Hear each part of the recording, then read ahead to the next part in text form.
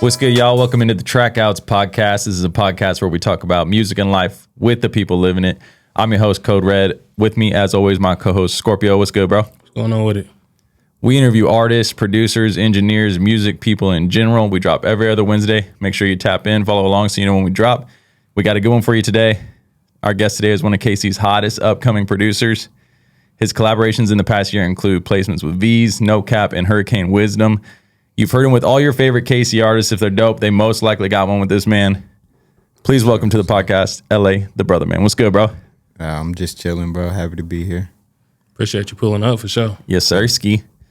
But let's talk about what you've been on recently, because you were out at South by Southwest and you guys were active. That's all I can say. Every time I would peep an Instagram story, wherever, you guys were out in town hooking up with somebody, cooking beats, making plays, as y'all do down there. Talk to us about South by Southwest and what you guys get into down there. So the whole premise of South by Southwest is to network. So that's what we just went out there to do. I spent a week out there, and most of the time we were just cooking up, making beats, because when you go to South by Southwest, you never know who you're gonna run into. So we was just getting our beats together. We was just cooking up a batch of beats, So any given day out there, on 6th Street, it's a lot of artists doing shows and stuff. So you don't know who you're gonna meet. So you just gotta kind of keep your ears to the street and watch Instagram, because you don't know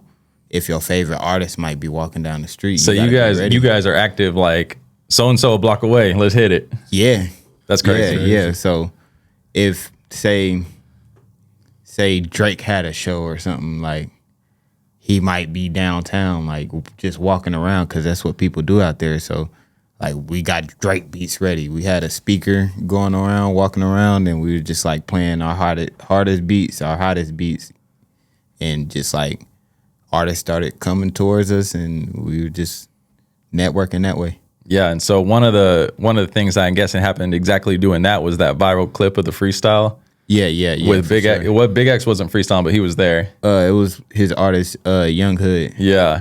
And the freestyle was fire, dude. I was damn. Going crazy. Yeah. And so that's the kind of stuff you're doing out there. You'll just run into artist beats playing and then it's on. Yeah, you don't know what's gonna happen, so you got to be prepared. We were playing one of our beats from the homie Giddy Man, and they was rocking with it. Big X told us to come over there, and we just started playing the beat. And next thing you know, we had 1,000 cameras around us, and it just went viral. That's fire. Yeah. I know you was talking about Giddy Man. So I know him, 94 is part of Reality Benders. Yeah. What was it like getting connected with that team, and who all is a part of the team now? I know it's you three for sure. It's me. It's a bunch of us now. It's me, Giddy Man, 94 the Genius, our guitarist Eli, our guy 7th, he's fire. It's a bunch of us. I don't want to get in trouble for not naming all of them. Hey man, you didn't save me you didn't shout me out, man. Yeah, it's a bunch of us though. We added Zay that takes pictures and stuff here. He's a real good asset to the team. Okay, so you guys are adding people to the team now. That's not just music. Yeah. So we have media people that take photos. And Zay, he's an artist too, and he's making beats too. So we're getting everybody kind of incorporated, and whatever the role calls for to get us in the room, that's what we're gonna do. Right. So if I gotta pick up a camera, I'm gonna pick up a camera if it's gonna get us on stage or in the room, and vice versa. So everybody pitches in, and we show each other our collective talents, and just rounding us out as a team. How did you link up with Reality Benders? So Reality Benders,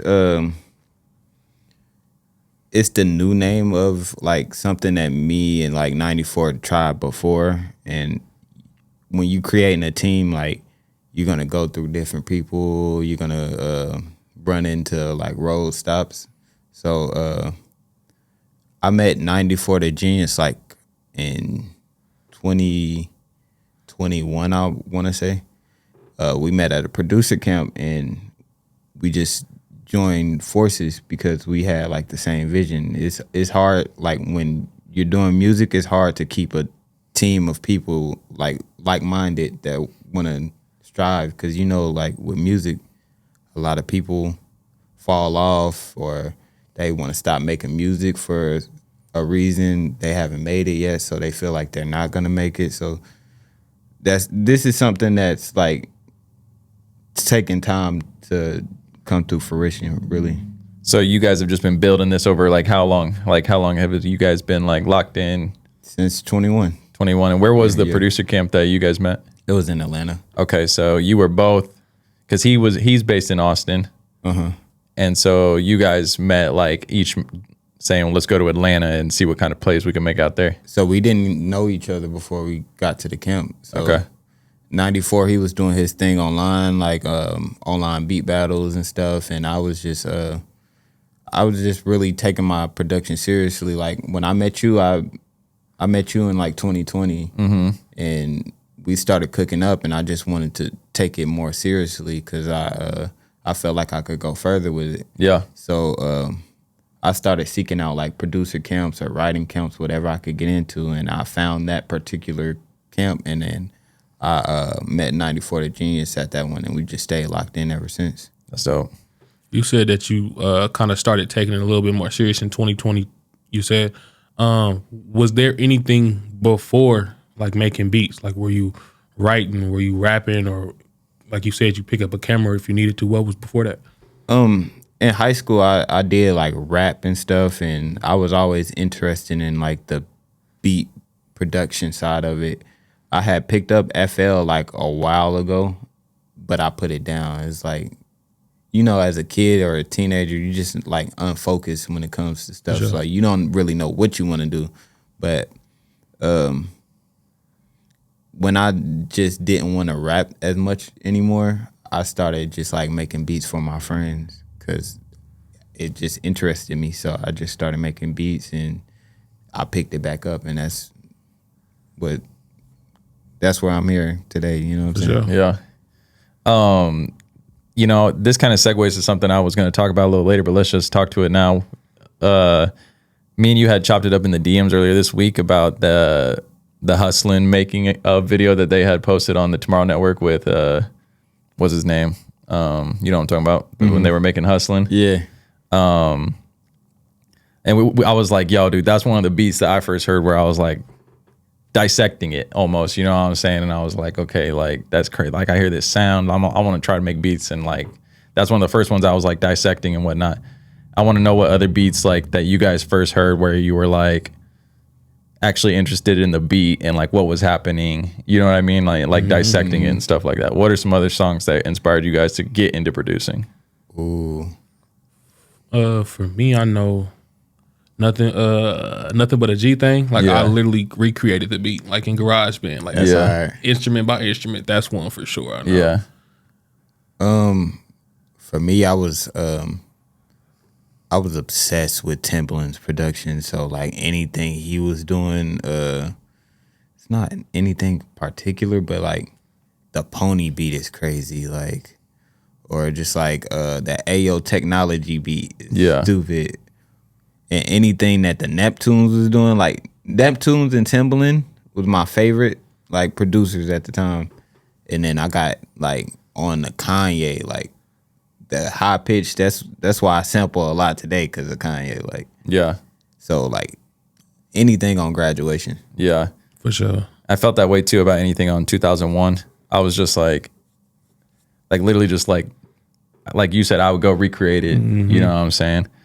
And Dr. Dre, to me, that's still the epitome of like looking back, and we've talked about mixing and stuff like that, and still like he's the GOAT, you know what I'm saying? That's kind of who like introduced me to that shit, because like I didn't know about beats and shit until I watched Straight Outta Compton. Oh, and really? I'm like, yeah, I didn't understand that somebody had to make a beat. Like, it that's wasn't crazy. It wasn't like a concept for me. Yeah. But then I watched it, I'm like, hold on, let me figure out this GarageBand shit, and then I just started messing with it from there. Yeah. That's a starter, like DAW, like GarageBand. Like Yeah, I for sure. remember getting our school laptops and it had GarageBand. That's how I got Exactly. started with Yeah. just recording anything. Like that was my first introduction to like DAWs, really. A lot of us, for sure. And Dre was also the first one that I learned like what a producer was also too, like that. Like I remember listening to like 2001 or whatever when I was a kid. And my parents, I was like, you know, this is Dr. Dre, blah, blah, blah. And they're like, well, he's a producer. And I'm just like, what's a producer? And they were like, he really making the music. I'm like, okay, hold on. That changed the game. You know what I'm saying? But let's talk about, I want to hit it back to Reality Benders real quick. When you guys are getting these placements, like with the V's and the no cap stuff, and it's like, you're like, each of us plays the role we need to, like, kind of describe to us how those ones happened and like where you fit in and like, how do you guys make that happen as a team? So, first thing first is like as a collective, we all have like a group chat, like we have a message thread. So anytime any of us hear about an opportunity there is to be had, you know what I'm saying, we hit the group chat. Because as a producer, like we know we're limited on time. We have outside lives, we have regular jobs, we engineer, we do everything, right? So we might not have the time, or we might not be in a place to where we can send beats or anything. So we hit the group chat and see who has beats for whoever, you know? So we will have like an opportunity to work with a certain artist, and instead of having to make the whole beat, we'll have people in-house making loops. Yeah, And we already got half the beat right there. true. So that's how a lot of our stuff comes about. And then the other half is just like having relationships with people in these record labels with these artists in the room. So if we're not in the room, we have a representative for us in the room that's helping make the play happen because they know we're reliable, we have a good sound. So that's how a lot of these placements happen. So you said you guys have like a guitar player on the team. You're a producer, obviously. Like when it comes to the collaborations, are you like usually contributing a certain element to it, or it's like whatever they need from you? If you need to do drums on this track, if you need to do keys, if you need to do a whole beat. I know you were doing an interpolation in here the other day. Like describe like how you guys, I know you said you're like collaborating through the group chat, but like what do you specifically like want to bring to each beat, or like are they reaching out to you for a certain thing each time? So now that they know that we're reliable for a certain sound, they might contact us, and they might contact me and say, hey, I need keys on this. Yeah. I play keys pretty well. Yeah.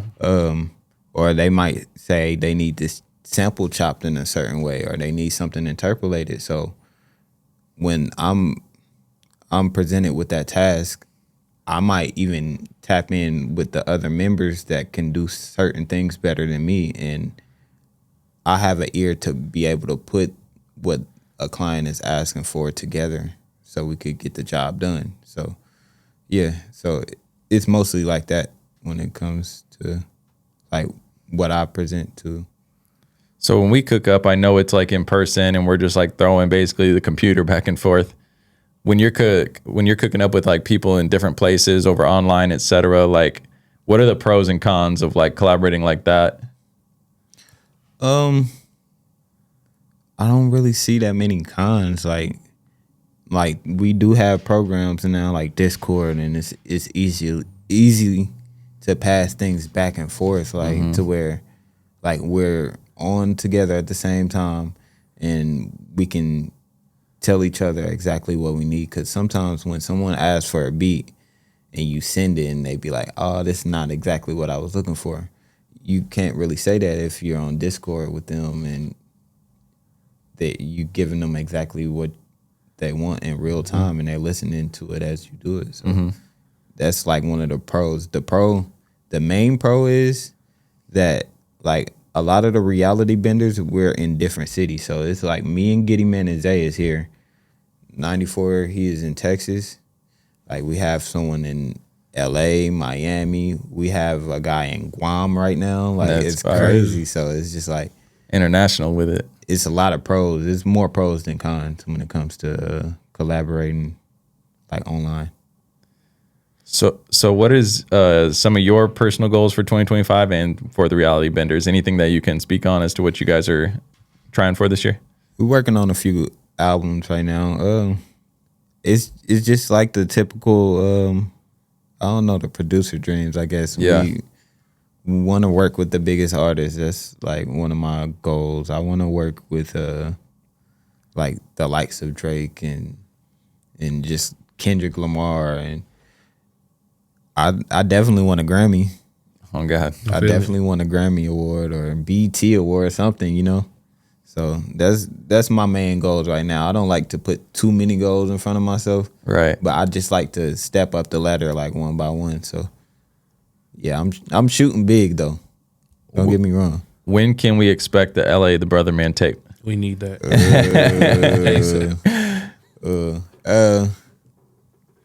I try to get one of y'all soon, man, for sure, man. I know you got countless joints in the tuck that I do got could joints easily. in the tuck. But I don't want to just put nothing together. I want it to be a full, like, I want me to sit down and say, hey, I'm going to put down this project and I want to like do it with intention. I want to do everything fresh. Yeah. Yeah. I will do one where I put together the stuff that I got in the tuck, but I do want to do one with like intention. I want to have like I don't know, maybe a theme Yeah. to it, you know?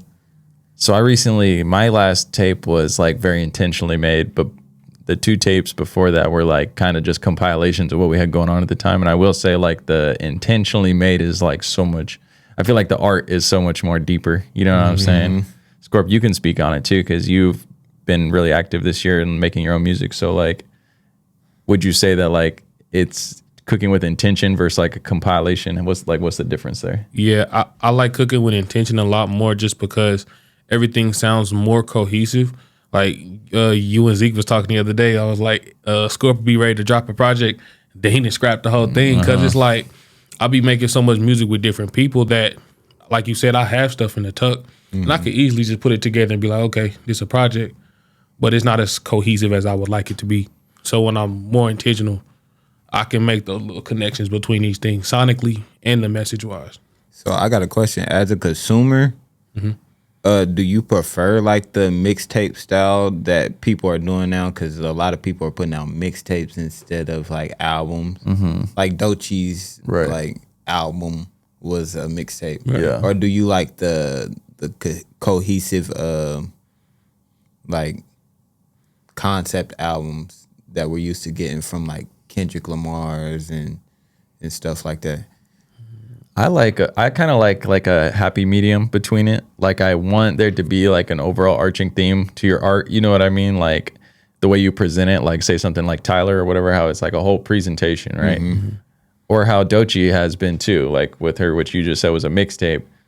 But like I do like some individuality in there in a couple songs, you know what I mean? That maybe that's a fun song, you know what I mean? It doesn't have to be like if the whole vibe of the tape is something depressive, it doesn't have to be just in that one bag the whole time type shit, you know what I'm saying? For sure. Yeah. I'll probably say me personally, I'll probably rather, like you said, a happy medium, but I'll probably say more so I'll be leaning towards like the cohesiveness, like a really thought together project. It also depends on who it is, because some artists, they make projects really well when it's just a mixtape. They just put some song together. Some artists, their like cohesive projects don't be the best that they have. So it just kind of depends on who it is. You recommend like a mixtape for a newer artist where everybody's just trying to discover who they are? Like I feel like some of this, like calling it a mixtape, is only because they want the first one to be like the official debut album once the artist is on. You know what I'm saying? Like, so you're saying Alligator Bites was a mixtape? that's what she was saying. That's what she said? Yeah. But that's like an album, you know what I'm It saying? really For real. So it's like, I feel like they just don't put that album tag on it till they have a major label cosign or something. And then it's like my official debut, you know what I mean? But how long Doechii been putting out music? For a while now. Exactly. Yeah. I think it just takes out the risk, I guess. Right, that's what I'm saying. Flopping, maybe. I think it makes it seem like I've sold a million mixtapes. That before I go to get my deal for my album. You know what I'm saying? Like you can approach it in such a different like it's just wording. You know what I'm saying? Yeah. Because like Young Thug's first album was that So Much Fun with that Hot song, and I'm like, if You said what? So Much Fun was his first album. Exactly, that's crazy, bro. Like I wouldn't say that because he's had some crazy projects previous to that, but that's his debut. So Like it just the Barter and all of that was mixtapes. So Much Fun is his debut album. Hey, So Much Fun is different too. It is, but that's crazy. Fun is crazy. I mean, and then once you get that cosign, you can move to the point where, okay, now I drop an album every year. You know what I mean? Or some people still call it a mixtape. Sometimes it's a quality issue. It'd be like though, like some artists be to the point where like that point to where an artist gets so big that they could do no wrong no matter what they put out. Kanye West. You know what I'm saying? Like some artists be at that point, but they still want to call their album a mixtape, and it's kind of crazy though. Yeah. Like, bro, just say it's an album, bro. I mean, Yeah. like when that's like when Drake dropped that More Life. It was just an EP, but it was like had hella songs on Like it. one of his best albums. Facts. Yeah. But it was a mixtape, right? I mean, I don't really get like what says what, you know what I mean? Like Seasides and Rarities, my personal shit that dropped like 2 years ago, I called that a mixtape. It wasn't an album, you know what I mean? So, but I think I did that because it was a compilation, like you're saying, you know what I mean? It wasn't like made with intention. If I was gonna make like an album, if it was my shit and I wanted to call it an album, it would need to be intentionally created. For sure. I feel you. I also feel like because everything is so like done on their like do it yourself now. I feel like labels at one point was kind of explaining to people the difference between everything, and so now it's just kind of so much gray area because anybody can call it whatever they want to now, and now it's an album. And all the music's getting distributed the same way too. Like if it was my mixtape, you know, you might see it flood the streets with burnt CDs or whatever. An album was gonna have an official store release or whatever. You know what I'm saying? So now it's like everything's just hitting that streaming platform no matter what. So like, bro, they literally pressing up mixtapes on vinyl, bro. That's not a mixtape. yeah, right, right. Let's talk about your signature sound because I feel like you do have a signature sound. I don't know if you would say you have a signature sound, but I think it's the bounce of your music. You can just feel like that it's your music. So how would you define that bouncer sound, and where does it come from? What's your musical background with it? I don't know if I have a sound like that. Like maybe I just don't have the ear to hear it because I'm creating it, but I pride myself in being able to do different like patterns or whatever or different genres. So I don't really associate myself to a sound, but like my musical background does go back though. Like my family like were like big in the church or whatever. So my brother, he played the keys in the church, so I always had a keyboard at home. My brother, he played the drums at church, so there's always some drum sticks around. So I learned a lot from those two. And my mom and dad are older. Like my mom listened to a lot of gospel, you know what I'm saying? My dad listened to a lot of soul music and blues music and R&B. So I was introduced to a lot of stuff. Like I remember I was like 10. My dad had me like burning LimeWire CDs for people in the neighborhood. So I was burning CDs at like 10. So I'm just listening to all these songs. I'm listening to Earth, Wind, and Fire, and I'm listening to a bunch of stuff. Like, so I think my music like background comes from a lot of that stuff. It's a culmination of all of that. Yeah.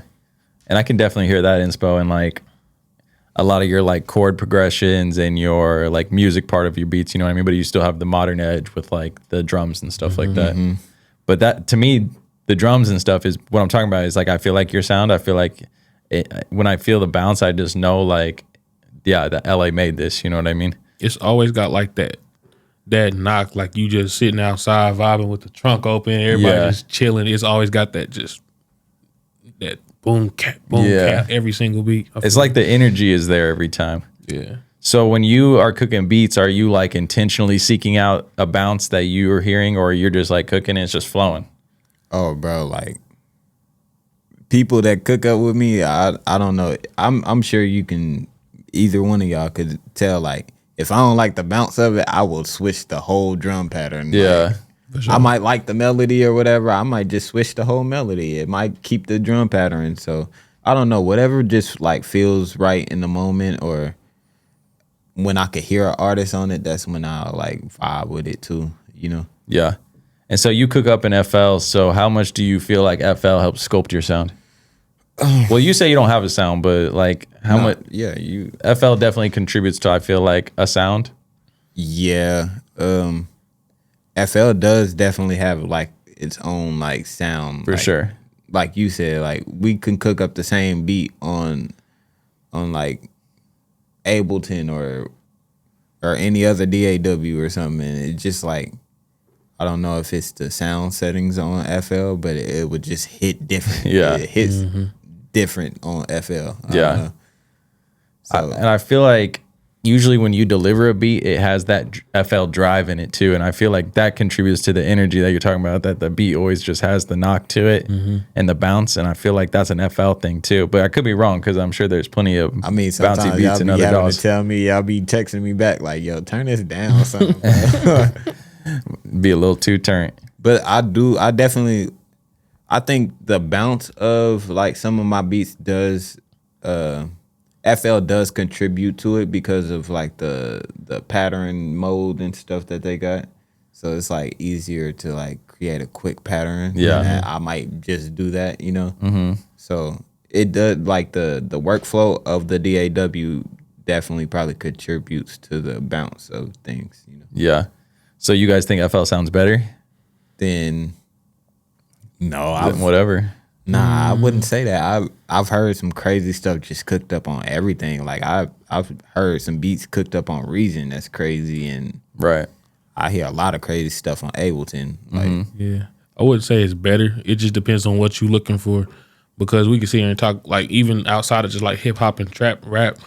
Billie Eilish, all that stuff is worked on in Logic, and it Right. sounds like crazy. You know Right. what I mean? But you get somebody like Southside, he cooking up in FL Studio, and it's hitting there too. So it just kind of depends on what you're looking for and who's behind the controls. You feel me? So is it, what do we even see any other genres in FL really? Because I feel like we see all the other genres like in Logic and Ableton. so genre, I think FL was like typically used for like EDM stuff. Okay.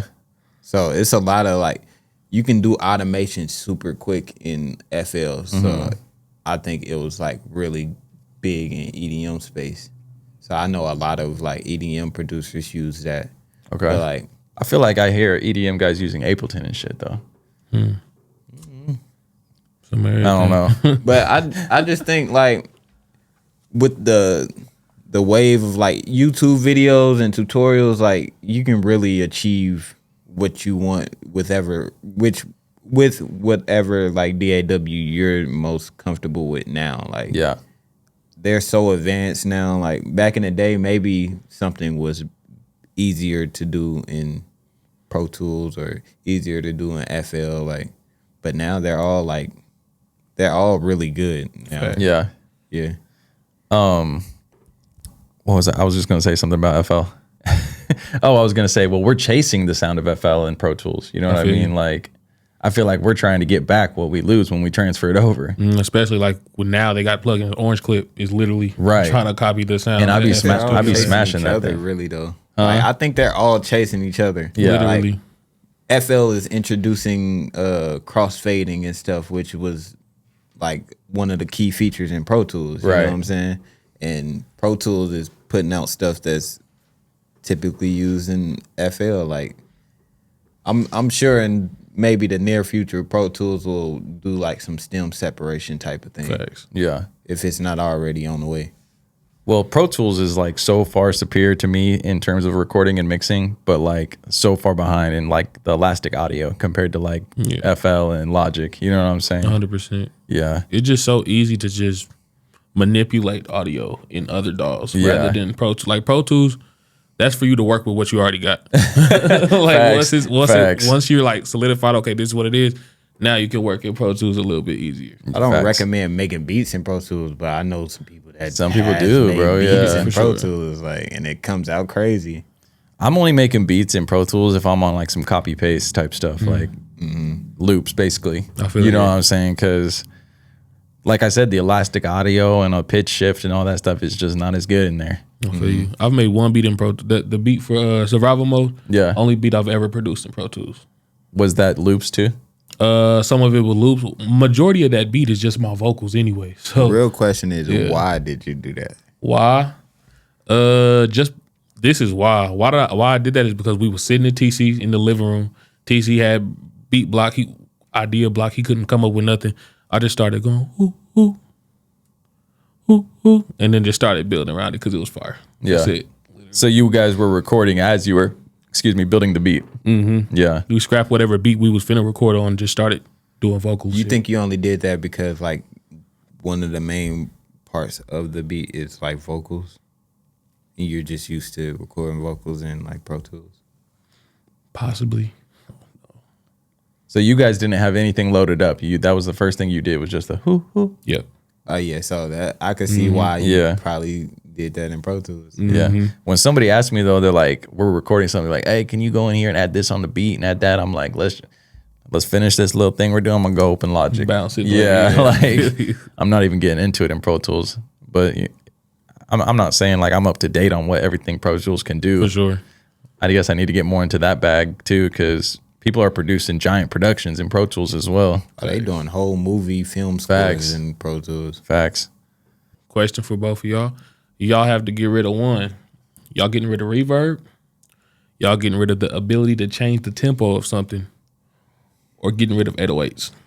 Well, we definitely not changing the tempo and not getting rid of 808. So reverb gone, bro. That was easy. That's easy? Reverb gone, bro. So one of my most used plugins is a reverb. That wrong?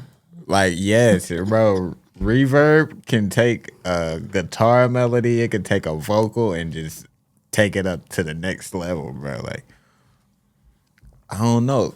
All LA's beats finna be 120. Look. No. I don't. I'm not taking the tempo either. I would go with the 808s, bro. I get rid of the 808s, bro. I love I feel 808s it. way too much, bro. It's so many alternatives, like live bass lines you can use. You know what I'm saying?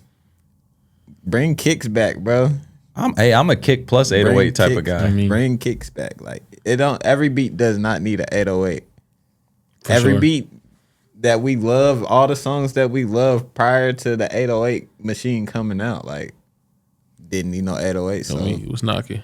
Facts. I'm not getting rid of reverb, bro. I'm I'm not getting rid of tempo either. My mix is about to be dry as hell. I ain't even gonna lie, bro. I'll probably say 808 too. I ain't gonna fake. Really? Yeah, on me, 'cause I could hella get away with a bass. Like a live bass or something. Live bass Facts. go crazy. You just gotta find a fire bass player for real. So what's a club song in the last year that had live bass? Huh? Afro beats. A lot of Afro okay. beats True don't that. have it. You know True what I'm that. saying? And I like that. I like hearing that music more in the club than the murder music for real. I feel it. It's a little I want vibe a music. vibe. Like I don't want Literally. to Yeah. for my life out here. Hey everyone, Code Red here. If you like the way this podcast looks and sounds, it's filmed on location at Code Red Productions. We handle all your audio needs for music, commercials, and podcasts. You can find us on Instagram or Facebook at Code Red Productions KC, or visit our website, coderedproductionskc.com. We'll see you here. Back to the show. So I had seen on somebody's story that LaRussell had posted that he went and did a rap on the radio type thing. And they didn't end up airing it because he was talking about politics. He was talking about Palestine. He was talking about this and that.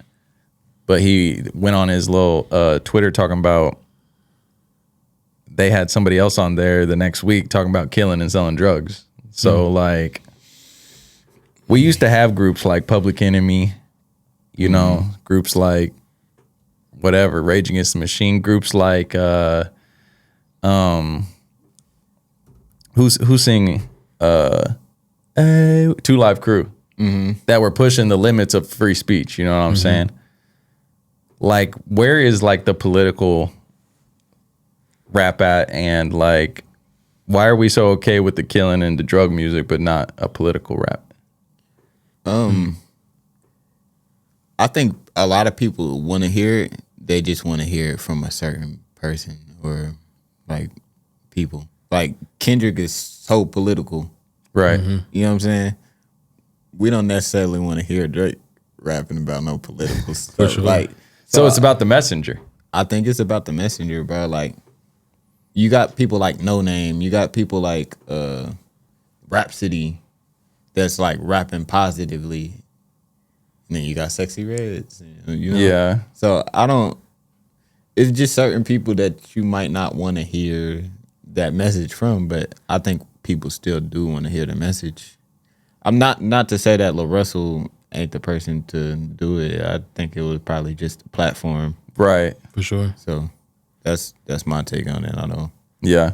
I don't know why. So you think like having a problem with political rap, but then letting an artist go on there and sing about killing and selling drugs that's cool?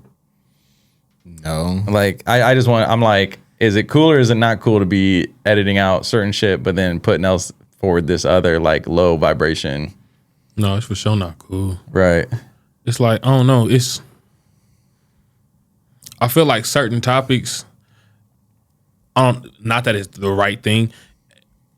It's easier to say something without getting backlash. Mm-hmm. Because to a certain extent, some people might just expect the killing music. You know what I'm saying? Just hearing that, they hear somebody actually have an actual political statement.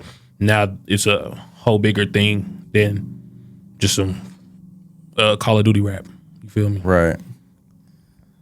Speaking of like that kind of music though, I feel like there's so much of like it compared to like a political rap. You know what I mean? Political rap is like this small while all this other shit's like this big. You know what I'm saying? So what do we think about like homogenous music? How like everybody's music is like starting to sound like more and more similar. Is that like something that's happening, or is that just like my opinion? What do you guys think? Just across music in general? Yeah. Across genres?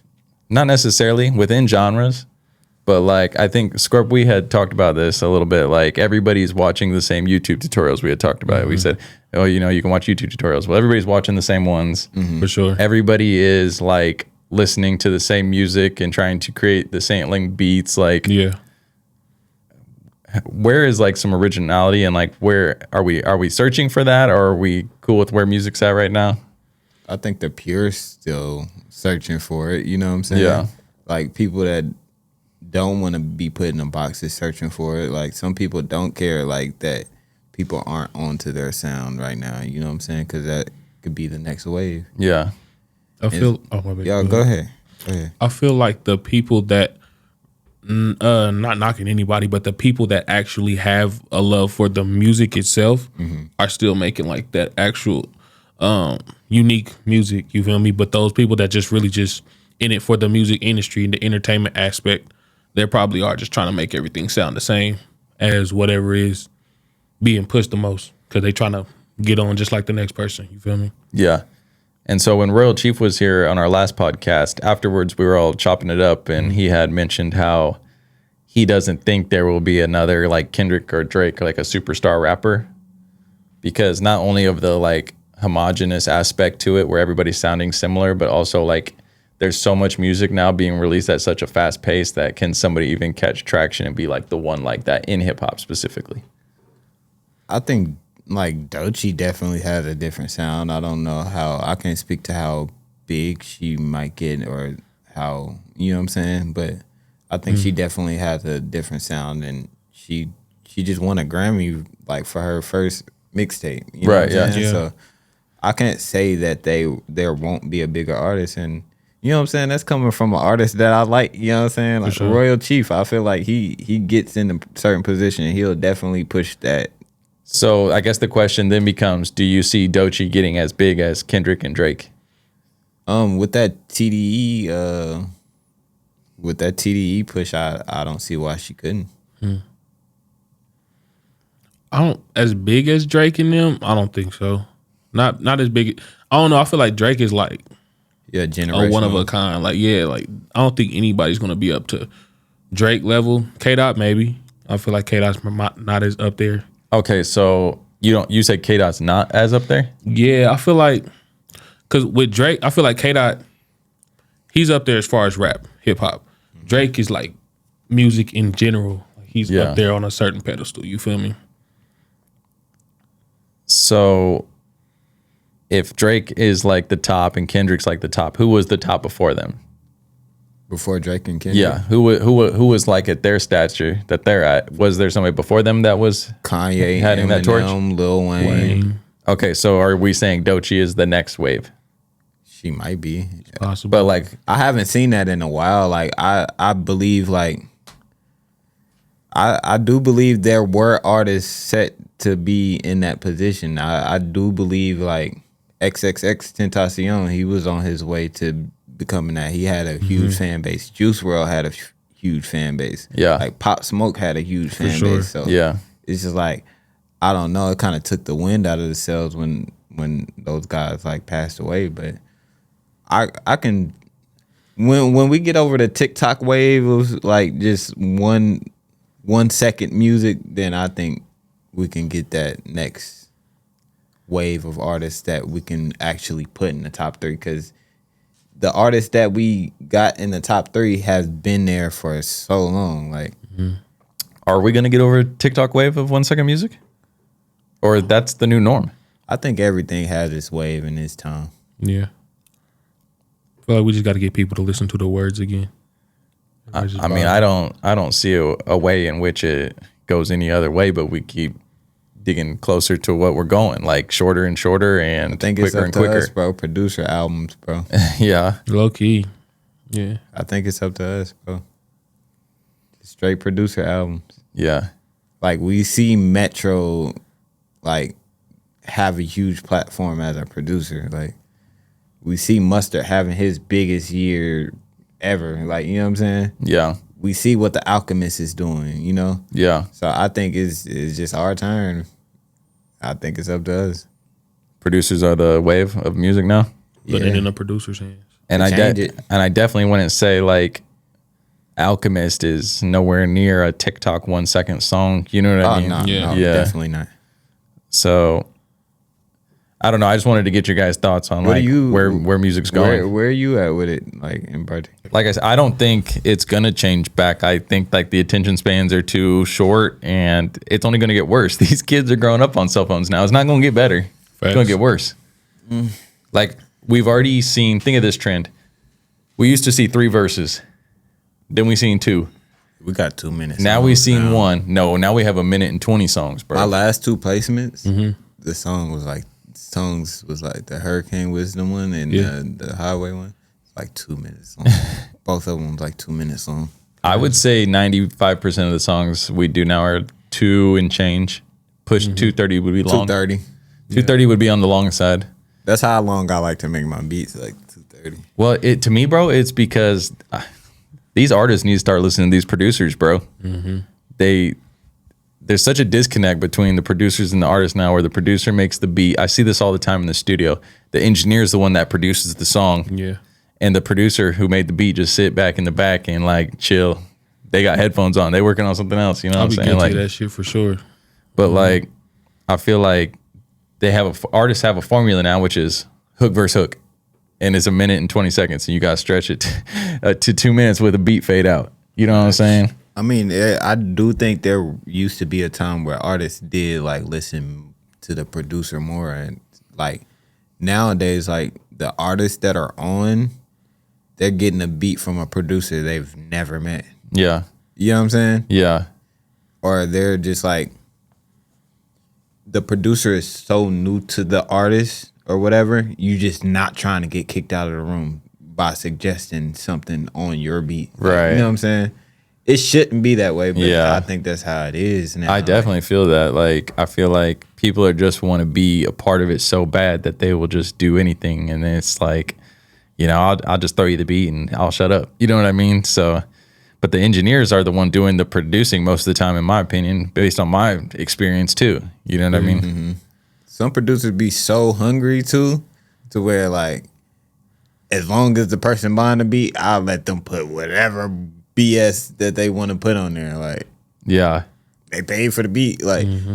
But I do like quality in the music though. Was it you that had posted the other day, or somebody posted like what happened to artists locking in with a producer for a sound? You know what I mean? Like, We don't see that as much anymore. Like you'll still see like 3 producers on an album, 4, or even like some are 4 producers on one song. You know what I mean? So I don't think artists are like, you don't see it as much. You still do see it because we were just talking about The Alchemist and 2 Chainz and Larry June. Like you do see it. I mean, we do that. Like it'd be 3 of us on it, but I think it's different because we be locked in. Like, Yeah. we might all be in the same session, like sharing the same energy when the song is coming out or suggesting stuff in the room. So I don't think there's anything wrong with multiple producers on the album. Like, we seen Kanye have whole albums, like he'll fly everybody out to like Wyoming, or he'll fly everybody out to Hawaii to work on the album, but everybody sharing that same energy to where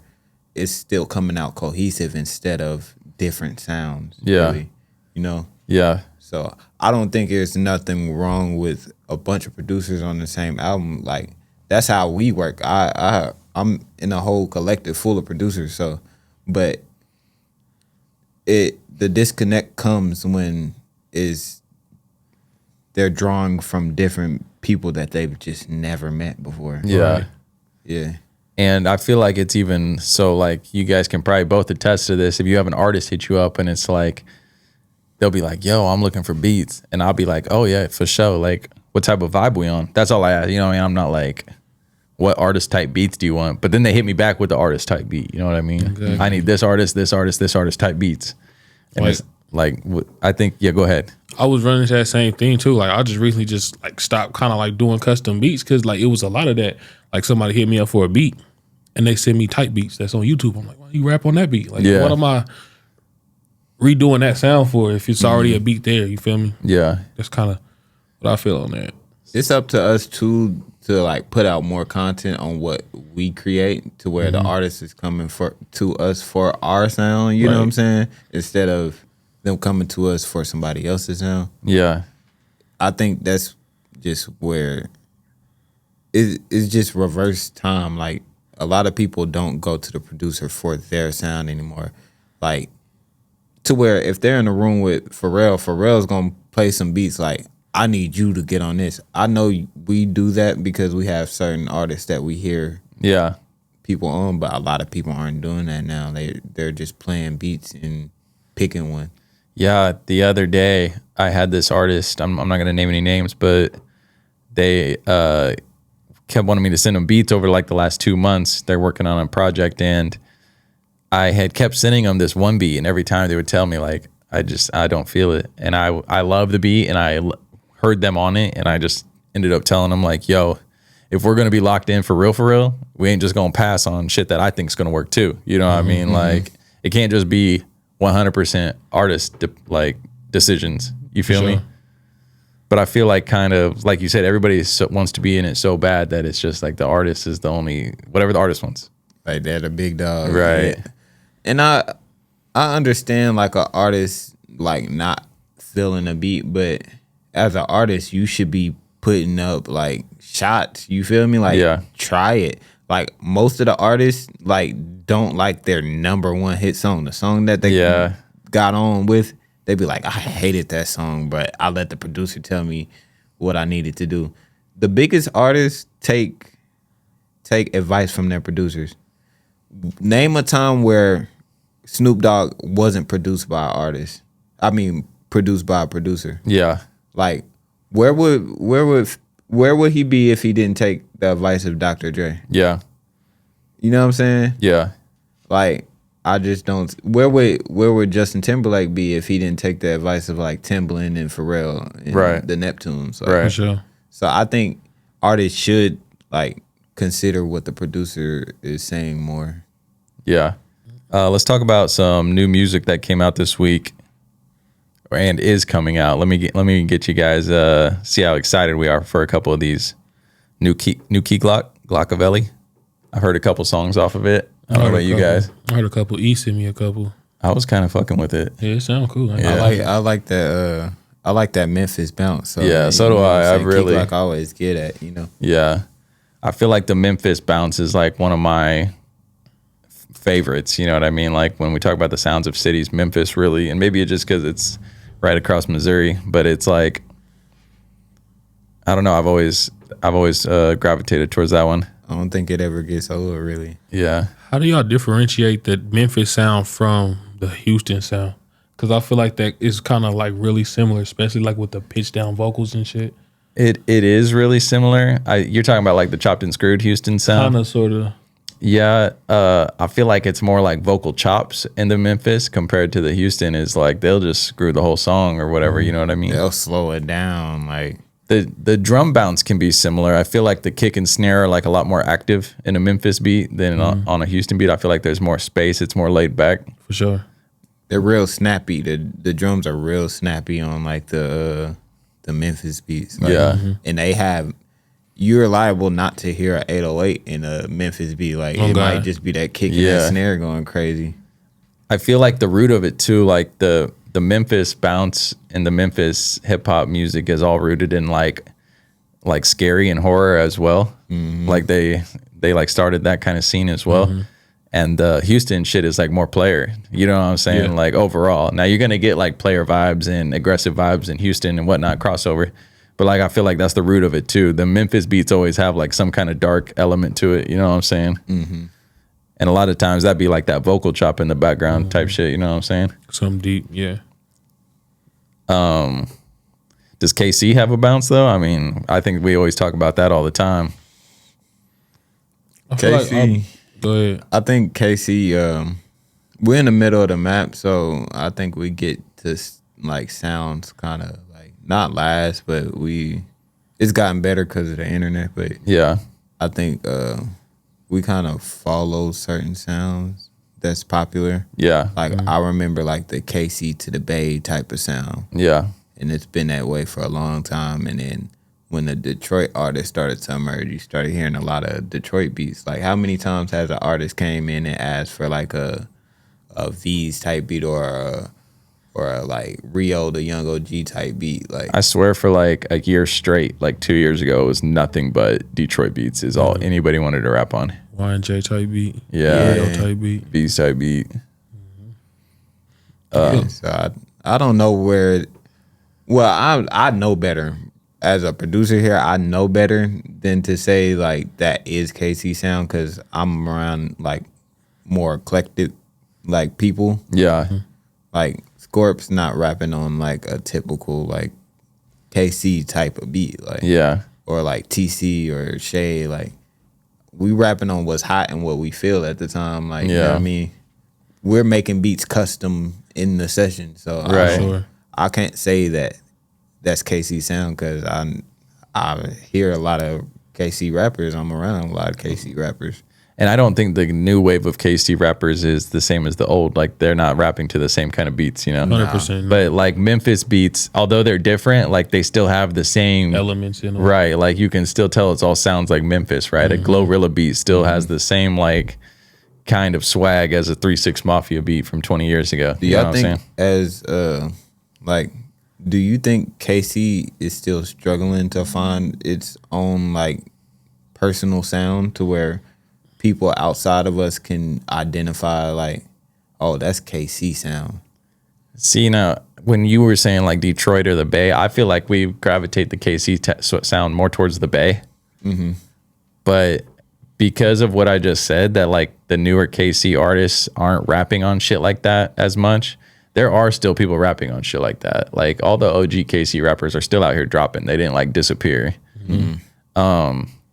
But like the new wave of cats isn't like trying to rap on shit like that necessarily as much. Now you will make a beat once in a while that is like those beats and fucking hits, and then for sure load that shit up. But we're not like sticking to one sound, I guess, as much, right? Like I guess like a tape 20 years ago in KC, like it's gonna have the same fucking kind of shit throughout the whole thing. You know what I'm saying? Now I feel like we want to hit so many different bags, each artist. Yeah. Does that make sense? Mm-hmm. Feel you. Yeah. I feel like topic wise, we kind of in the same place, but sound wise, like the production, it's different. I feel like the topic wise is still like KC versus everybody, but we haven't really. And I mean, that just goes back to like, we haven't really locked in a sound as a city, or have we? That's what my question is. Have we locked in a sound? And you're saying, are we struggling to find it? It's like, I don't think we have have the sound down. Like, Yeah. who's to definitively say that the more conscious rap or whatever, you know what I'm saying, the people that we're around and producing for isn't the sound? And who's to say like the older people doing like the music that we're used to, like the Bay Area sound and stuff, isn't KC sound? So Yeah. like they're so different. Who's to say like neither one of those is the sound for KC? Do we need a sound for people to be like, yo, KC rap? You know what I'm saying? I think every city majorly does have like a sound. Like, Okay, Atlanta so definitely the has a sound the sound would be driven by the producers, right? Like of a city, you would say the sound is driven by the producers? Yeah, I think so. I think it's the marriage between the two, like the artist and the producer. Yeah. We can't do nothing about the sound if they not hopping on the type of beats that we're making, you know what I mean? Yeah. And I mean, what's it gonna take? We need like more songs in the clubs to like create a culture for the sound, you know what I'm saying? Maybe not necessarily the clubs, but just more. We just need to see it work a little bit more. I feel Yeah. like a lot of artists like here, we haven't seen it work. You know what I'm saying? So whatever we see work more, I feel like that's what it's going to end up. That's what more people are going to be like, okay, that's Kansas City sound. The more they see that, Yeah. I feel like. I think we need to DJ more, bro. Facts. As producers, bro. Maybe that would change the, like, you're in control of what's being played at the clubs. So you can cultivate that on your sound. So Yeah. I think we just need to DJ more. We just need to step into that DJing bag. And go play all our best shit. Yeah. Oh God. Just mix it in with the hottest stuff. Like, Facts. People going to gravitate to it. yeah, I mean, some people go to the club to hear the DJ, like, you know? Yeah. Some other new music. T Grizzly, Forever My Moment, drops this week. I think he's already dropped like 3 or 4 singles off of it. I peeped the singles. It's really not for me as much. What do you guys think? Have you heard any of the new T Grizzly? I haven't. No. I haven't, but I do like T Grizzly's more storytelling stuff. Yeah. I'm a fan of T Grizzly's. Yeah. Like, and he doesn't sound like the typical Detroit rapper like nowadays. Yeah. I think T Grizzly definitely does have his own link, so I'll check it out. But Last one I want to mention, Benny the Butcher, Excelsior, new tape dropped this week. Have you guys had a chance to listen to that?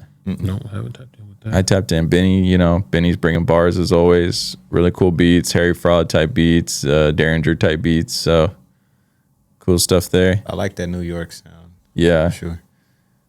I tapped in with that Sailor project. Yeah. I forgot what it's called. Yeah. Whatever it's called, I forgot. But that project, I've been fucking with it Yeah. for sure. I could definitely hear, like, Sailor has a sound. Like, her production has a sound. It'll, like, the guitars and synths are really aggressive, but it's like the drums are laid back in like an R&B type of. I do like Sailor's For sure. stuff. We've been talking about her the last couple of days about like her sound. Is this more from the producers or more from the engineers? You know, what's going on? Because so much of her sound is in the mix, I feel, which could be the producers mixing, you know what I mean? But like so much of the what you're talking about, the drums being back, the vocals being super forward, the synths and guitars. That's a marriage. I think the producers are in there with the engineers Yeah. and her. You know what Yeah. I'm saying? It sounds Crafting like it sounds cohesive. You know? Yeah. It sounds like it's a few people working on that project. Yeah. One last thing I want to talk about before we get out of here. And Scorp and I have had this conversation, and I want to get your take on it. And I feel like it's pretty relevant considering like where you are in your career and the trajectory that it appears to be that you're headed. But we want to talk about like the producers here that, you know, get big and they're working with big artists. What, if any, kind of responsibility do you think they have like to the city to like help lift the culture here or come back and give to the city here in terms of like music? I think it's a personal choice. We've seen artists make it and not come back or give back really. So, or we've seen producers, like we were saying, like when we can't get Kansas City artists sometimes to rap on the beats that we like to make, you know what I'm saying? That that's what drives us to go elsewhere and have artists from different cities rap on it. Right. So I think like some of the producers, they just get fed up with it and they're like, what I need to come back there for? Like they wasn't messing with my beats. Now they want to mess with my beats because I'm big now. Like, you know what I'm saying? But I definitely feel like the responsibility to like come back and work with Kansas City artists because Kansas City is just like all I've ever known. So Yeah. and I know a lot of dope artists here. You know what I'm saying? Yeah. So a lot of the like big producers, I haven't really known them to work with Kansas City artists like that. Yeah. Maybe like Rich the Factor and like the older generation of like Kansas City like royalty and rap or whatever. But I haven't really known them to work with a lot of Kansas City artists. So like it's up to us who are coming up and coming to come back and work with the artists that we've already been working with. You know what I'm saying? Yeah. Sure. So What do you my think? take on it? I feel like I wouldn't say it's necessarily 100% their responsibility because you're entitled to do whatever you want to do. But when you see like that your city is trying to find, you know what I'm saying, a sound, sometimes you might want to go back and just see, like, because like you said, at the time they went away to go find people that's going to rap on the beats because nobody was rapping on it then. But there's a whole new wave of artists that you've never met, experienced, or even heard their music that could do something crazy on your work. You feel me? For sure. Something that you had said like a year or two ago that stuck with me, that you literally were like, you know, motherfuckers can't say that I didn't like contribute to the scene here because you be locked in with the KC artists as well as pursuing artists outside the city. Yeah. And so that is like, I feel like that's just how we've naturally been building, is like working with the artists here. So I feel, is it like these other producers skip that step, or like I never like even heard of the work prior to them blowing up with anybody here? Yeah, that's what I'm saying. Maybe they did, but I'm just not Tapped in. I'm not familiar. Yeah, me neither. Which So is crazy because it's like they be fire as fuck. It's like, why are they all of a sudden like, not all of a sudden, they put in years of work, but it's like, how the hell did they get so big outside the city? This is the thing, like it used to be a stigma where they was like, Tech Nine don't work with a lot of Kansas City artists. Yeah. But we've seen him bring in like Shay Lyric and Rob Lowe. So I think the tide is changing on stuff like that to where they're actually checking out the KC scene. Yeah. And just like pulling people in to do their thing, you know what I'm saying? So I can't definitively say people that's on a bigger platforms not working with like Kansas City people. Yeah. I don't know. It'd be cool to see like Conductor Jay White or something, like throw an event here or something. Facts. That's what I was going to ask you. Like, what could we see producers do like to help in the city? Throw like an event or like Camp. like a producer camp or a writing camp in Kansas City. Yeah. We definitely have a lot of talent. We have like people like AL in LA writing for people. We have like, you know what I'm saying, me that's on Billboard. We have Jay White from here, and we have a lot of people doing their thing. Conductor's going crazy, absolutely crazy right now.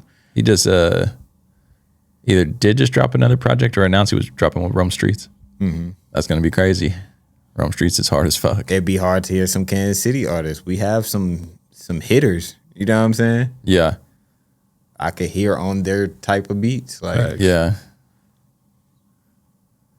What do you think what we should be doing is like the working producers out here to help like usher in that next wave also? What we could be doing? Yeah. What we already doing, taking a chance on the artists we never heard before. We can do events here, you know. We could start doing like beat battles or something here. Just different events that might just improve the culture of music here in Kansas City. Yeah. You know, because there's a lot of people that want to rap and they want to be around like the people that we're already working with. Like, I know so many people that be like, oh, yo, tap me in with this person that you working with. I was like, bro, they answer DMs, bro. Like, you can hit them up, you know what I'm saying? But if we put them all in the same room, I think they would work well with each other. Yeah. 'Cause, like, I feel like And for some reason, what you just said reminded me too of like another point about like out producers that are working out of the city here. It's like maybe it's also a thing of like when I'm collabing outside of the city with these big artists, you know, who is matching the work ethic here? You know what I mean? Like maybe it's a issue of that. Like we don't have enough artists that are like putting in professional work ethic. You know what I mean? It's another disconnect too. Kansas City artists are really prideful, and they don't like to. Some artists don't like to tell other artists that they think they're dope, or you know what I'm saying? Yeah. Or they see somebody having their moment to shine, and they be like, "Oh, he's not even from here," or "I don't know him. I ain't never heard of him, so he ain't really on like that." You know what I'm saying? What we have to do is we just have to like band together, really, like. That's all we really have to do. We don't have like the culture of like the 2010s Atlanta had. You know what I'm saying? Like we definitely have some people hating on each other. Definitely. You know? What a note to end on. At Code Red KC, at We Got One Scorp, at LA the Brotherman. LA, thanks again for joining us, bro. No problem, brother. TraKCouts bouncing out. Peace.